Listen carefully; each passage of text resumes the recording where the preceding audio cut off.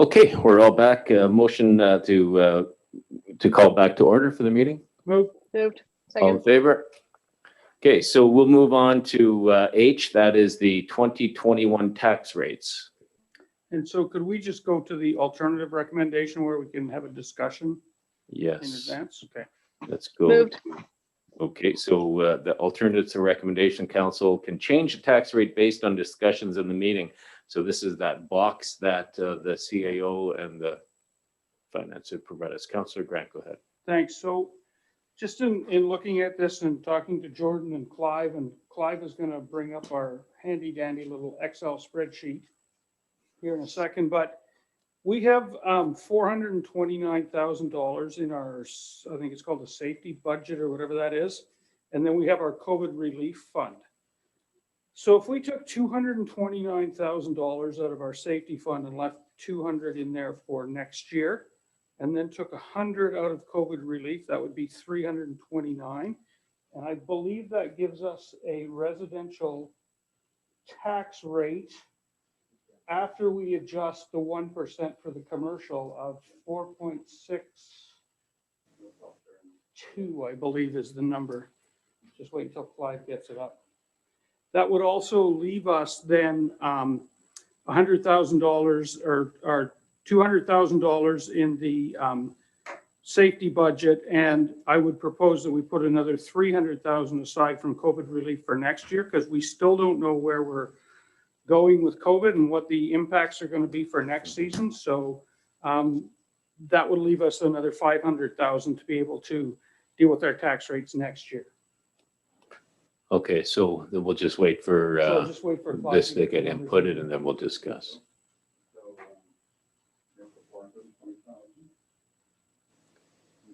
We have 429. So the numbers that you I think have we up- have 429 in that, or do we have 420? Okay, 420. So if we use so if we went to 320 on that number. Yeah, I thought we had 429 over, sorry.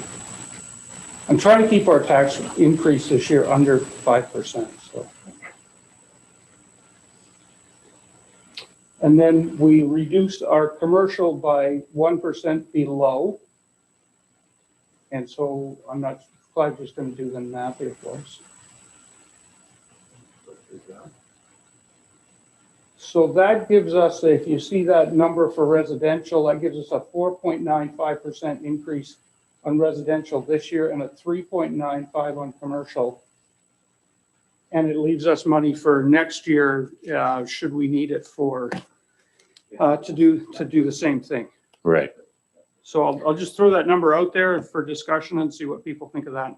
Okay, so there we have it. I just want to make Yeah. sure everybody who's looking at the Excel spreadsheet right now, the amount has been put in. We're looking at the bottom chart, not the top chart. So you can see Clive has highlighted the area, and you can see to the left of the percentage increase is the amount that the representative property will increase this year. So if you were to leave the amounts as is and leave the rates as is seen there, you'd have a 62.51, $62.51 increase on the representative house this year from the town of Comox's tax portion. Right. Okay, if there's questions, you're Yes, sorry, one more thing really quickly. When we are sharing the screen, we cannot Right. see council. So please. just say your names. Yeah, maybe say something. Yeah, Councillor Bissinger, I have a question. Oh, okay, Councillor Bissinger, go ahead. Sure, thank you. I guess one of my concerns too is for businesses increasing the taxes because I know they get that multiplier. But I guess my question is like, this is our second year of COVID, I guess. So from last year, if I remember correctly, it seems like taxpayers of Comox, we had like a 96%, I guess, tax paying rate on time by July 1st or 4th or whatever the actual deadline date is. Is that accurate, Jordan? Like, how does that fare for businesses paying their taxes on time? And did we, have we gotten any letters of, significant hardship from certain business types, for example, restaurants or more of like retail stores? I just want to sort of wrap my head around sort of what the town demographics are struggling or not with COVID. We haven't noticed a difference in the payment rates this year compared to any other year. The correspondence that we have gotten in, council has seen, and it hasn't really been around the tax rates. It's around the tax penalties for people who have missed the time to pay. So no, our tax payment rates have been pretty steady last year compared to any other year. Mhm. Thank you. Any further speakers? You'll have to name yourself. Can't see you. So Councillor McKenna? Yeah, go ahead. Yeah. So I like where Councillor Grant is going. I think our marginal tax rate is actually lower than all of the other municipalities as it currently is, as far as, equal to equal. And so it doesn't seem like to me, even at, 4.95, which I think is where the residential is landing, it's high, but it's not, it's unfortunately it's needed. I mean, we have this increase in the RCMP costs. We have other increases that we're facing. We kept our rates low last year, did the best we could, and I think that by having a reserve applied this year and next year does keep our rates low. And so I like where Councillor Grant is going. I would like to go to 4% and try and do 4% and 4% this year and next year.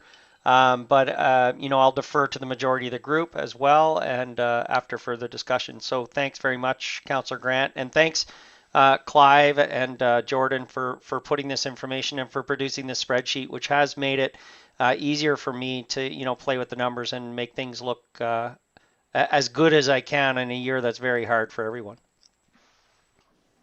Right, yeah. Okay, I can see you all now, so if anybody else has any hands to put up for discussion. Councillor Minion? Yeah. Yeah, kind of while playing around with the different residential and business tax rates, I had a very similar percentage that Pat had mentioned, Councillor McKenna had mentioned there, with the 220 coming out of public safety and 180 coming out of COVID funds, which put it just above 4%.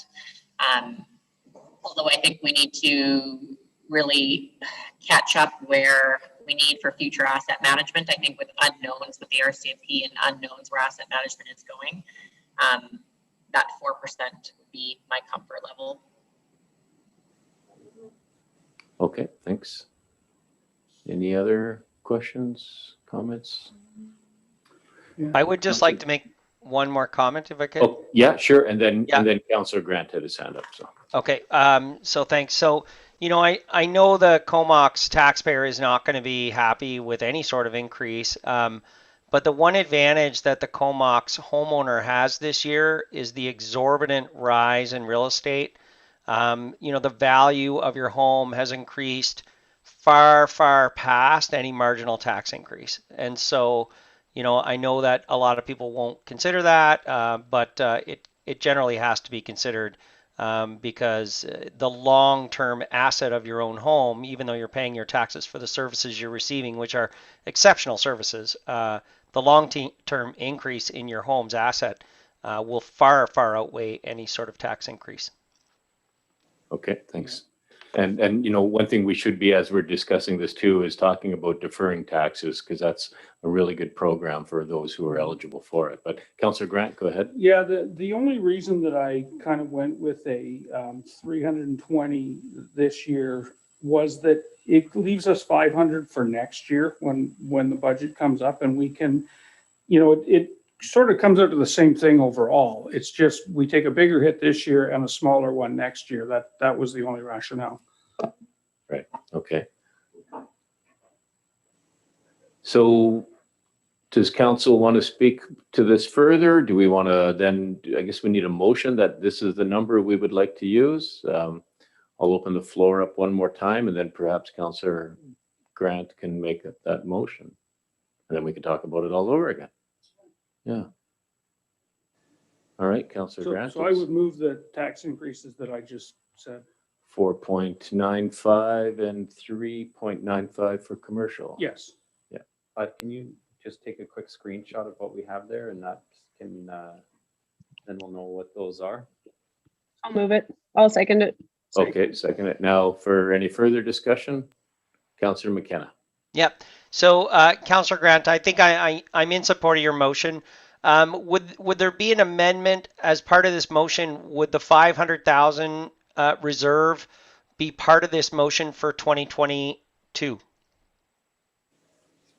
So council, that money will be there, but you can't fetter your decision making on what the tax rates you're going to set next year are going to be. So you can kind of come to an agreement amongst yourselves that this is what you intend to do, but there's nothing that you can do that can bind you or force you to do that next year.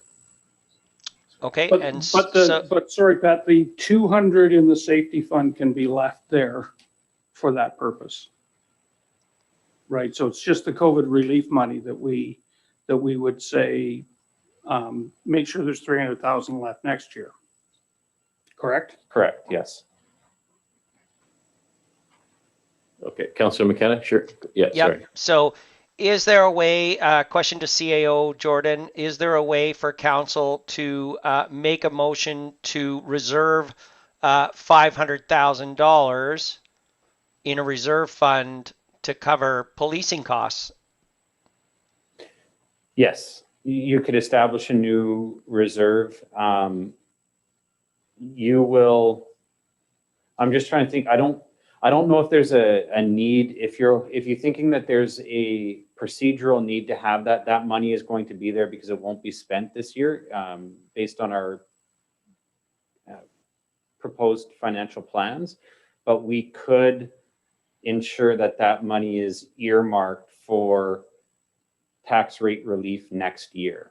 Maybe that would be the best way to go about it. Instead of establishing a new reserve fund, we can make sure that money is earmarked for tax rate relief next year. I would like that there's a public record of the reserve of this money, just so I don't have to test my memory at age 56, because testing it at age 55 is not working well either. Try 58. So we could go about that two ways. Council could pass this motion as is, or you could look to add an amending motion that would say, and that $200,000 of the public safety reserve and $300,000 of the COVID restart funds are earmarked for tax rate relief in 2022. Are you okay with that, Councillor I'm Grant? great, that's good, I'm happy with Okay. that. So then we would just need somebody to move that Yeah, motion. so- and I'll that move amended that. motion. Councillor I'll McKenna. second it. We have a Third. seconder, so for discussion. And Shelley, are you okay with the wording there? Do you need it? No, I'm okay with the amendment. I just didn't catch the first part. So we've got the first, because the first part is going to be all the rates that are on the screen right now, and we screenshot that, and then we'll input them at a future time. So 4.95 residential, 3.95 commercial. Okay, any further questions or comments on that? You'll have to say your Yeah, name. Mayor, I can't see you. Councillor Bissinger, I have a comment or a Go question. ahead. Yeah. Sure, yeah. I guess one of the things, like, I'd like us to be unanimous on this, because I think for a difference of $5 to $10, someone could vote against and then just be seen as a hero for voting against a tax increase. So I'm not sure how everyone feels. Like, if there's any councillors that are hard set against it, I would really like to hear your comments. Thank you. Okay, thank you. Any, say your name if you have any thing you'd like to add, comment? Miss Councillor McGowan? McGowan, was that? Yeah. McGowan, go ahead. I think that we as a town have provided pretty fantastic services for a long time at a really, really reasonable rate. And with the amount of growth and change in the last while, and the upping of the RCMP and COVID, I mean, I think the rates that we're coming up with are about as good as we can get them. It's, you know, I don't know that we've ever had this kind of tax jump, but you know, with asset management and things sitting where they are, it's probably been coming for a while, you know. So I think I am in support of this. I just want to make sure that, you know, the burden is equally spread out, I guess. Make sure that one group isn't carrying the weight more than any other. But it looks like it's been pretty well. Yeah, it looks good Okay, to me. thank you. And Councillor Minions? I can see you all now. So Councillor Minions, was that you? Yeah, I agree with Councillor Bissinger that unanimous is always a good thing when it's coming to these things. I'm just looking at that 320,000 in 2020 and the potentially what sounded like was 500,000 in 2021. And just that the town of Comox has been so good about normalizing and kind of flattening that tax rate. And so just for those looking at that 320 number versus, let's say, the 400 to 410,000 normalized number between the 2 years, I don't know if anyone can speak to, being that this is the year that a lot of people have been impacted with their employment in COVID, why we would choose to not normalize the 2 years with COVID relief. Okay, thank you. And any further questions, comments? Seeing none, all in favor? Yeah, so you're voting on the amendment. We're voting on the amendment. Okay, so that was the amendment, and now on the main motion, all in favor? And that's carried. Okay, thank you very much. I know this has been a bit of a process for everyone, but I think we've got a lot of the kinks ironed out, and I like this format that you've presented us with, Clive and Jordan, how we can go in and manipulate the numbers. All right, and thanks, folks. Just gonna load this thing back up here. Okay, so, sorry, I just have to get my iPad back up. All right, so we already did, yeah, so we're back now down to reports from members of council. So I'll go with Councillor Grant. And then I'll go with Grant, McKenna, Swift, Minions, Bissinger, McGowan. So we had no meetings last week, so I got nothing to report. All right, simple. Councillor McKenna. So I attended the Vancouver Island Regional Library meeting, and I've been appointed as on the selection committee for the new executive director. So that'll be a lot of fun to be part of the hiring. And attended a Community Justice Center board meeting, and as well today I attended the Comox Valley Coalition to End Homelessness. It was a very informative meeting. Thank you. Great, thanks. And Councillor Swift. Thank you. I attended the Philburg board meeting, and of note, the summer kitchen is getting ready to open. They're just waiting for their inspection and their liquor license to come through, and they're going to be open Thursday to Sundays. They're hoping to kick off their Legacy Tree program April 22nd, Earth Day. So stay tuned for more details on that. And that would be maybe another way we could recognize people in the community. And I attended the CVRD meeting. We had a presentation from the Tourism Vancouver Island, and of interest, they're going after a biosphere designation for the valleys, which would be interesting. And they're focusing on recovery through collaboration. We also had a delegation Friends of Rails to Trails. So you probably, I think you've probably seen some letters, but anyways, they're very concerned about getting a trail down to Nanaimo. And Daniel Arbor is running as a director for FCM, and I saw his picture in the paper today. And that's my report. Thank you, Councillor Minions, Bissinger, and then McGowan. Thanks. Ken attended the hospital district board meeting with me, but it's going back a couple weeks now, so probably out of memory. But the only reason for that meeting was setting the tax rate, which the tax requisition was lowered by the $3 million that was planned for from a previous meeting. So that was a quick one. Today I attended a Community Solutions Network workshop on transportation, housing, and energy.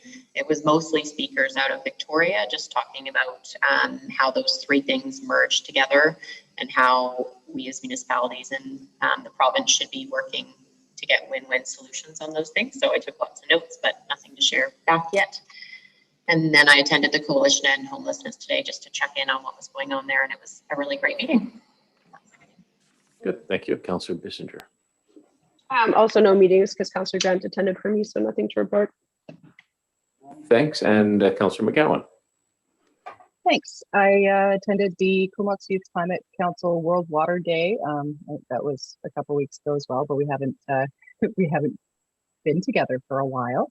I attended a Rethinking Energy virtual information session about energy conservation and paths to 2050. And I attended the first in a series of webinars by Circular Cities and Regions Initiative, which is a pilot project called Advancing Circular Economies in Canadian Cities and Regions. And so I'm excited to learn a lot through those future webinars. Thanks. Good, thank you. And for myself, I did attend a few things. The CAO and I had a Zoom meeting with the Providence Dementia Village group, and just ironing out some things there. We had the annual performance meeting with the RCMP where I had gone out on my Facebook page about 4 days before and put it out to the community. Got a lot of feedback, some through Facebook, some through my email, and I think it was a good way to tackle this, and it came back resounding that we have some speed problems in this community and around the Cape Lazo, as we discussed earlier, Cape Lazo, Point Homes, airport stretch in there. So I really thank Councillor Bissinger for making that notice of motion that we can really tackle this before it becomes, I would say, before it becomes a fatal problem. With that, the RCMP Inspector Curvers talked about the priorities, and it'd be similar to what they were last year: traffic, crime reduction, property thefts, and police liaison. It's always best if there's an issue, have them come and talk with the community and resolve it that way too. So yeah, we look forward to more visibility of our RCMP in the community, and that was one of the things also that we had talked about. So we'll look forward to that. Had a Zoom meeting with our MLA Ronna Ray Leonard, and this was part of the Marine Services building. We just talked about the grant application, how we were very lucky to have won that, and what it's going to look like as we move forward. The CAO and I had a lunch meeting with the new airport CEO, Mike Atkins, talked about all things airport and surrounding lands, and it was just a good way for the CEO and the CAO to meet each other. I did have a meeting with a couple folks, Carver Emerson and Trish Malcolmson, I think her name was. And this is a unique art project that they presented to me in the name of reconciliation. And I actually thought it was kind of neat. So they're going to be sending me something in the next month or so that we'll be able to share with you at council. I attended a in-camera CVRD meeting with Councillor Grant and Swift. I think you were on that, Maureen, or maybe you had to I recused myself from yeah, the yeah. So we talked about that. And then today I was on a provincial health call with Minister Osborne, who I have to say, Minister Osborne, for being just new, she is a great addition to the province. She's very holistic, really hears what we're having to say, the concerns. And so all the mayors talked about some of their successes and other concerns that we have throughout COVID. And one of the things I asked them is to please give our businesses a little bit of a heads up when they're going to be putting closures in place. It was unfair. And this message was mentioned by other mayors as well, that 1 o'clock on a Monday, we had to tell the businesses that they were shutting down. This is after they made their food orders in the morning on Monday for that coming week. So I really feel like we've been heard on these meetings. So I look forward to them working with us on this. And again, it's a challenging issue, that's for sure. So I don't have anything else on that. And this time we will get a resolution to go in camera. This is under following subsection 90 of the community charter related to negotiations and discussions about a municipal service. Moved. Second. All in favor? Okay, so I guess they'll be logging off of this and going back in another one.